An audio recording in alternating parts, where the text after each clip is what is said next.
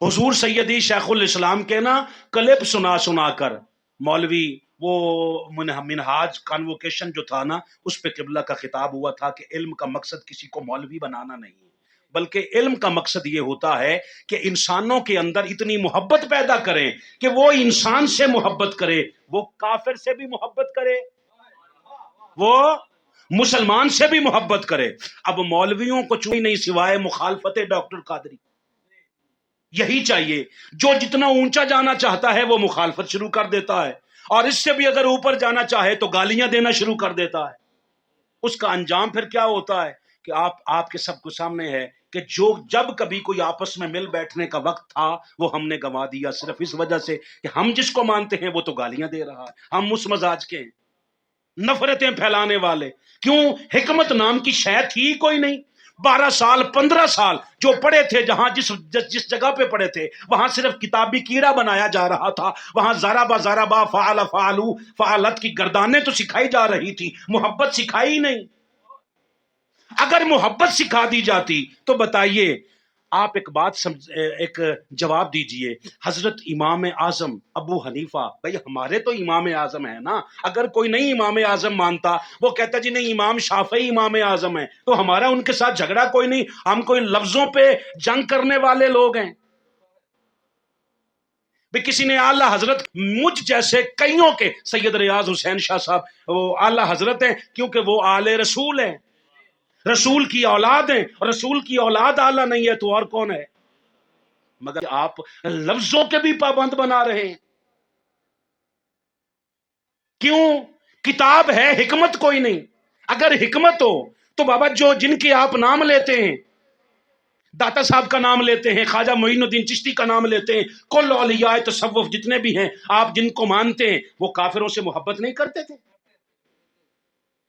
آپ سے مراد یہ جو لوگ ہیں، یہ جو مذہبی رہنما ہیں، آپ اتنے منافق ہو گئے ہیں کہ آپ کے قول اور فعل میں اتنا تضاد ہے کہ آپ جن کا نام لے لے کر کمائی کرتے ہیں، جب ان کا عمل بیان کرتے ہیں تو وہ کہتے ہیں کافروں سے بھی محبت کرتے تھے، اور جب آج آپ جس کو نہیں مانتے وہ جب کافروں سے محبت کی بات کرے تو آپ اسی کو متنازع بناتے ہیں۔ وجہ کیا ہے؟ آپ کا تعلق نہ علم سے ہے نہ حکمت کے ساتھ۔ حکمت ہو تو انسان کا درد محسوس کرتا ہے، انسان کا۔ مجھے بتانا، یاد رکھنا، کل قیامت کے دن یہ سوال نہیں ہوگا کہ شلوار ٹخنوں سے اونچی رکھی تھی کہ نہیں رکھی تھی،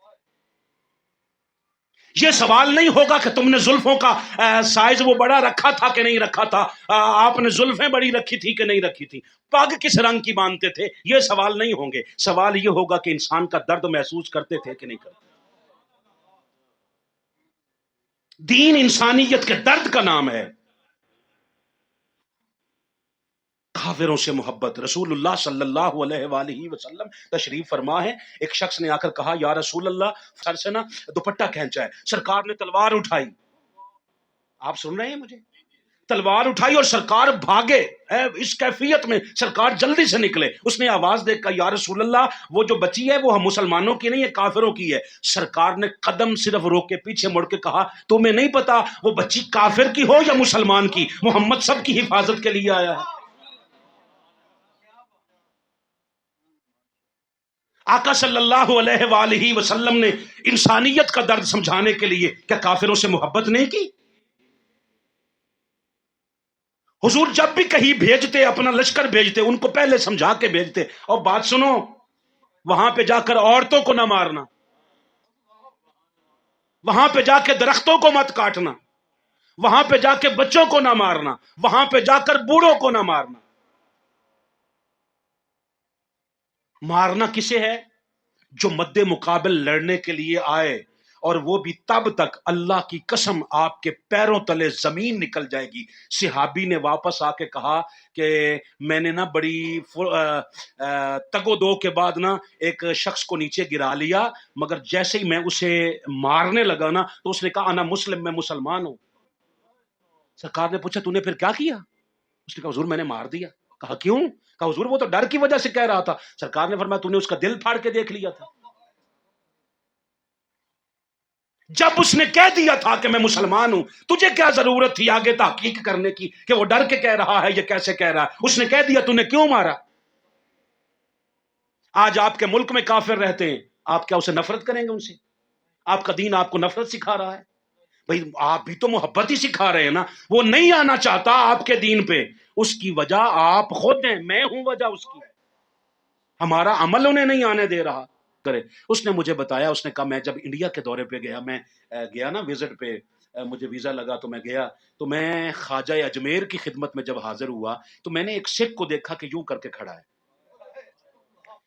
کہتا میں دیکھ کے اس کی نا پگ سے میں نے اندازہ لگا لیا کہ یہ سکھ ہے. خیر کہتا میں نے اپنی عقیدت کا اظہار کیا، میں چلا گیا. کہتا میں پھر آگے ادھر ادھر سے ہو ہوا کے جب واپسی پہ آنے لگا پاکستان، تو ایک بار پھر اجمیر جانے کا اتفاق ہوا، تو میں نے دیکھا کہ وہ سکھ پھر بھی کھڑا ہے، یعنی کہ روز آتا تھا. کہتے میں نے اس کے پاس جا کر میں نے کہا جی آپ سکھ ہیں؟ اس نے کہا بالکل. کہا یہاں کیا کرنے آتے ہیں؟ اس نے کہا یہ صرف آپ کا ہے، یہ خواجہ صاحب صرف مسلمانوں کے ہیں. کہا نہیں، میرا مقصد یہ نہیں ہے کہ آپ ہمارے ہیں یا یہ، میں یہ پوچھنا چاہتا ہوں کہ آپ کو ان سے بڑی محبت ہے؟ میں آپ کو سچا واقعہ اپنی زندگی کا بتا رہا ہوں. کہتا میں نے اس سے پوچھا کہ آپ کو خواجہ صاحب سے بڑی محبت ہے؟ اس نے کہا محبت ہے تو روز آتا ہوں، صبح آتا ہوں شام جاتا ہوں. کہا اچھا، تو پھر اگر آپ کو خواجہ صاحب سے اتنی محبت ہے تو آپ یہ بتائیے پھر مسلمان کیوں نہیں ہو جاتے؟ اس نے کہا میں نے اس سکھ سے کہا اگر آپ کو خواجہ صاحب سے اتنی جو محبت ہے، آپ روزانہ آتے ہیں، تو مسلمان کیوں نہیں ہو جاتے؟ یہ اس طرح دا مسلمان بن جیویں دے آسیاں. واہ واہ. اور اقبال ہم جیسوں کو دیکھ کے کہہ رہا ہے یہ وہ مسلمان ہیں جنہیں دیکھ کے شرمائیں یہود. جن کو آپ نفرت کی نگاہ سے دیکھتے ہیں نا، وہ آپ سے شرمندہ ہیں آپ کے عمل سے. آپ کے عمل سے مراد اس میں بھی شامل ہوں، ہمارے عمل سے، مسلمانوں کے قول اور فعل سے وہ شرمندہ ہیں. وہ شکر ادا کرتے ہیں کہ اللہ کا شکر ہے ہم نے مسلمان ہونے کا جو فیصلہ کیا تھا نہ ہونے کا وہ اچھا کیا. کہتا میں نے اس سے کہا اگر آپ کو خواجہ صاحب سے اتنی محبت ہے تو مسلمان کیوں نہیں ہو جاتے؟ کہتا سکھ نے بڑا عجیب جملہ کہا روز اسی لیے تو آتا ہوں. آئے ہائے، آپ نے مزہ نہیں لیا. کہا روز اسی لیے آتا ہوں. کہا کیسے؟ کہا اس سے مسلمان ہونا ہے، تم سے نہیں. کہا کیوں؟ کہا تم تو آپس میں ہی متفق نہیں ہو. یہ تنے تنہا آیا تھا اور کہتے ہیں کہ جب اس کا جنازہ اٹھا تھا تو اس میں 90 لاکھ لوگ تھے. خواجہ اجمیر کی کرامتوں میں آپ تو اور سناتے ہیں نا کہ لوٹے چ پانی آ گیا، گنگا کو لوٹے میں لے آئے. ہمارے نزدیک یہ کرامت خواجہ صاحب کی نہیں ہے.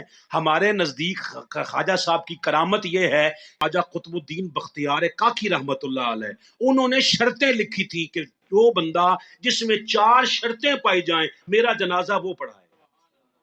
کون کون سی؟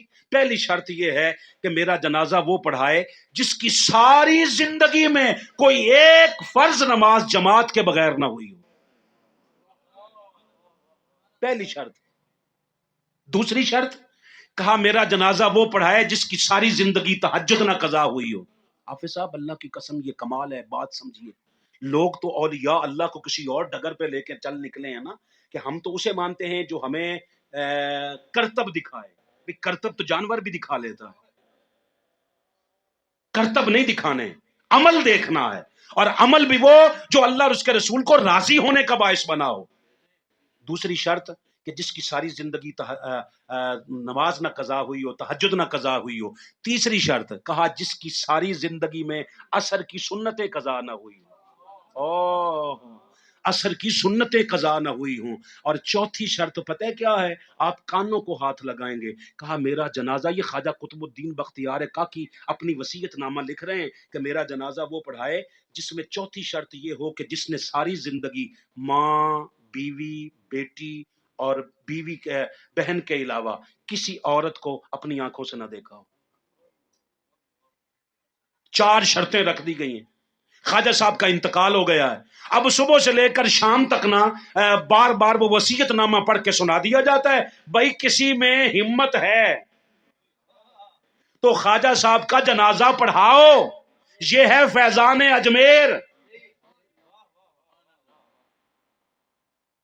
کسی میں ہے اتنا جو اس کردار کا حامل ہو تو جنازہ پڑھائے آ کر. اب صبح سے لے کر جب عصر کا وقت ہونے لگا نا تو ایک بندہ پہلی صف میں خواجہ صاحب کی چارپائی کے ساتھ صبح سے بیٹھا ہوا تھا. اوہ ہائے ہائے ہائے ہائے. بھائی وہ صبح سے بیٹھا ہوا تھا، اٹھ کھڑا ہوا، ہلکے ہلکے آنسو نکل رہے. کھڑے ہو کے خواجہ صاحب کا چہرہ کپڑے سے ہٹا کے کہتا ہے واہ خواجہ، خود تو دنیا سے رخصت ہو گئے، جاتے جاتے مجھے رسوا کر گئے. اب سمجھے رسوا کر گئے کیا؟ کہ یہ وہ میرا راز تھا جو میں جانتا تھا یا میرا خدا جانتا تھا.